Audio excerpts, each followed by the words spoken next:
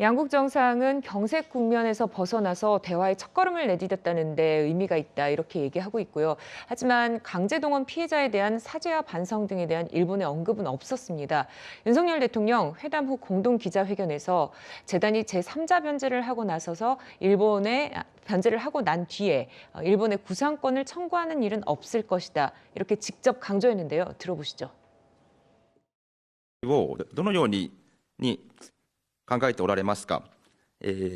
これについては、ユン大統領の力強いリーダーシップのもと、今般、韓国の財団が判決金等を支給するという措置が発表されたと承知をしています。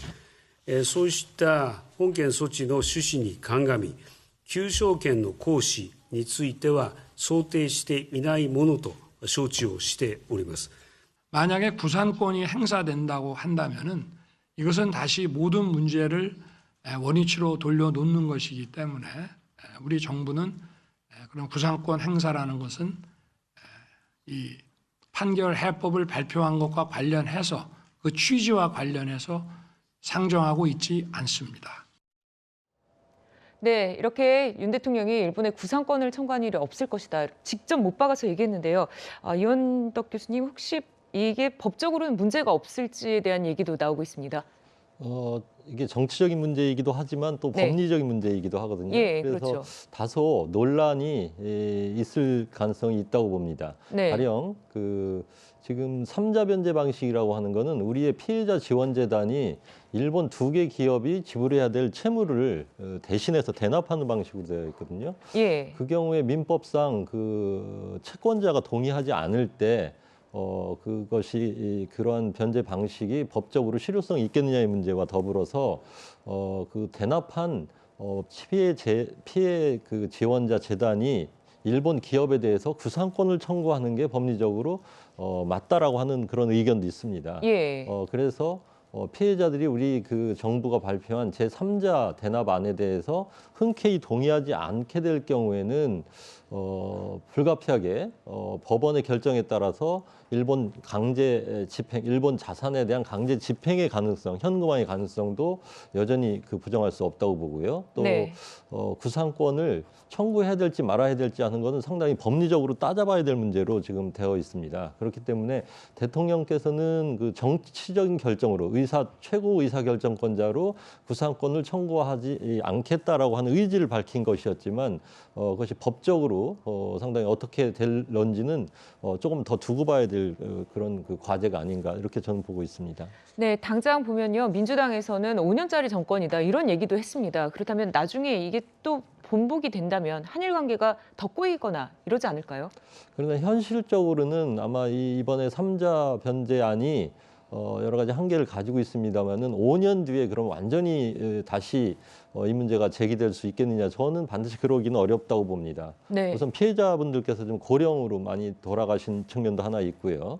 그다음에 이런 어떤 해법을 추구했는데 정권이 바뀌었다고 해서 완전히 180도 나라의 정한 방침을 뒤집는 것도 현실적으로는 그렇게 가능치 않다 이렇게 보고 있습니다. 예, 알겠습니다. 일본 언론에서 또 나온 얘기를 보자면요. 우리 측에서 한일 정상회담에 앞서서 비밀리에 일본을 방문을 했고 또 기시다 총리 입에서 직접 통절한 반성과 마음으로부터의 사죄라는 문구를 언급해달라고 요구했다. 이런 보도가 나왔습니다. 하지만은 결국 일본은 기존의 입장만 되풀이하는데 그친 거 아니냐 비판이 나오고 있는데요. 김 교수님 어떻게 보십니까?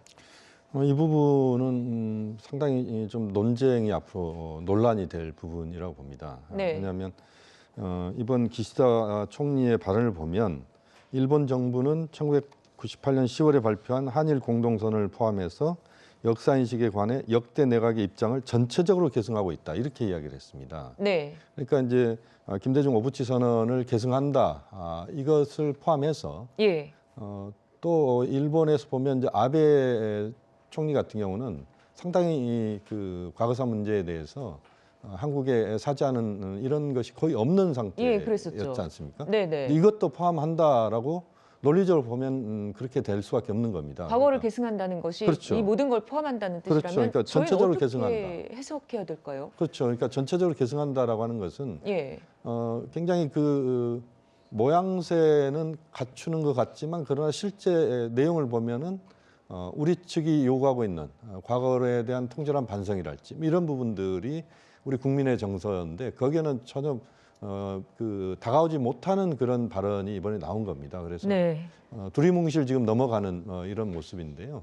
이런 문제들은 앞으로도 아마 그 우리 측에서 우리 국민들의 정서상에서 봐도 그 받아들이기 어려운 부분 아닌가 그렇게 저는 보고 있습니다.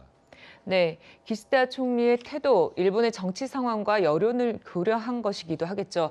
일본 일각에서는 일본 정부의 태도 변화를 주문하는 기류가 감지된다, 이런 얘기도 있습니다. 이현덕 교수님, 실제 전반적인 분위기는 좀 어떻습니까? 예, 그 얘기 들어가기 앞서서 네. 이번에 그 기시다 총리의 발언을 어떻게 해석할 거냐의 문제가 예. 하나 있는데요. 네.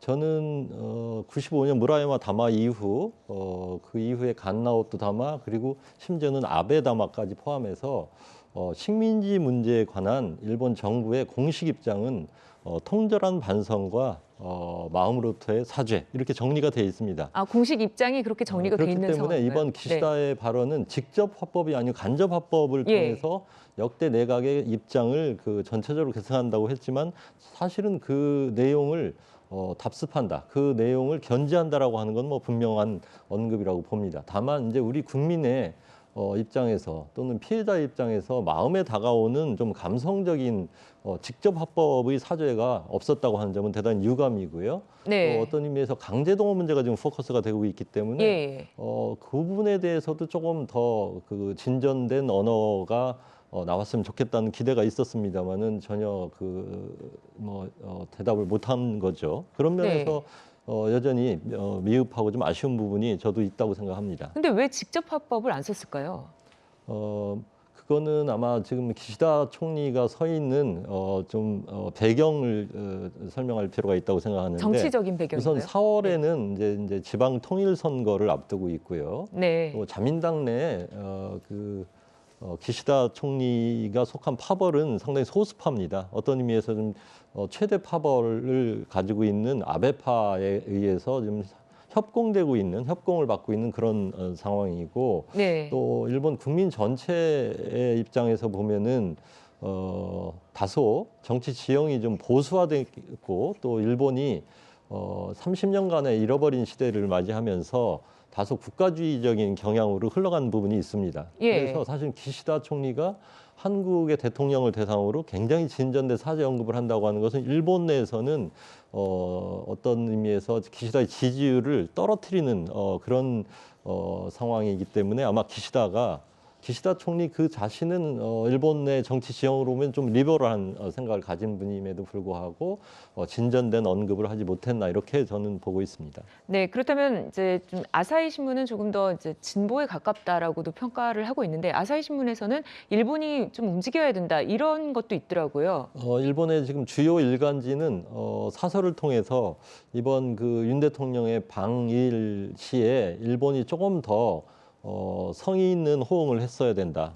네. 라고 하는 그런 각도에서 그 사설을 쓰고 있습니다. 어떤 의미에서 일본이 너무 말하자면 퇴행적인 자세에 갇혀 있어서 조금 더 화답을 하고 있지 못하는 거에 대한 비판을 하고 있거든요. 예. 그래서 저는 징용 문제 해법 제시를 계기로 해서 생각해 보면은 사실 이 징용 그 피해자분들도 어떤 의미에서는 국가폭력의 피해자에 속한다고 볼 수 있고 네. 또 인권의 문제입니다. 예, 그렇죠. 이 문제와 관련해서 우리가 조금 전진된 주도적인 어떤 그 자세를 보인 거에 비해서는 일본은 여전히 어떻게 보면 좀 폐쇄로에 갇혀가지고 더 진전된 그 화답을 하고 있지 못한 상황에 놓여 있다고 봅니다. 네. 그런 의미에서 우리의 반대 운동 또는 우리 야당의 이번 그 회담에 대한 비판조차도 일본 정부를 압박하는 하나의 그 요소가 된다고 보고 일본 국내에서도 기시다 정부가 조금은 한국에 대해서 화답을 해야 된다고 하는 그런 기류가 형성됐다고 하는 점은 우리가 주목해서 봐야 될 지점이라고 봅니다. 네. 이번 한일 정상회담을 두고 우리 정치권에서는 엇갈린 평가가 나오고 있는데요. 들어보시죠. 윤석열 정권이 결국 일본의 하수인이 되는 길을 선택했습니다. 일본에 조공을 바치고 화해를 감청하는 그야말로 황복식 같은 그런 참담한 모습이었습니다. 민주당은 여당일 때도 반일 감정을 부추겨 선동하는 것밖에는 하지 않더니 야당이 되었어도 반일 감정을 더욱더 선동하는 일에 앞장서고 있습니다. 대통령의 임기는 5년이고 5년 이후에 국가정책의 최고 결정권자는 다른 사람이 됩니다. 그런데 그때 이 문제에 대한 확답을 누가 지금 할 수 있겠습니까? 이쯤 되면 이 정권이 친일 논쟁을 넘어서서 숙일 논쟁이 벌어질 지경이 됐습니다. 정치적 손해를 예상하면서도 국민과 미래를 위한 결단을 내린 윤석열 대통령의 선택에 대해서는 역사가 제대로 평가해 줄 거라고 생각을 합니다. 네, 한편 기시다 총리가 한일 정상회담에서 윤석열 대통령에게 2015년 위안부 협상 이행을 요청하고 또 독도 문제도 언급했다라는 일본 언론의 보도가 있었습니다.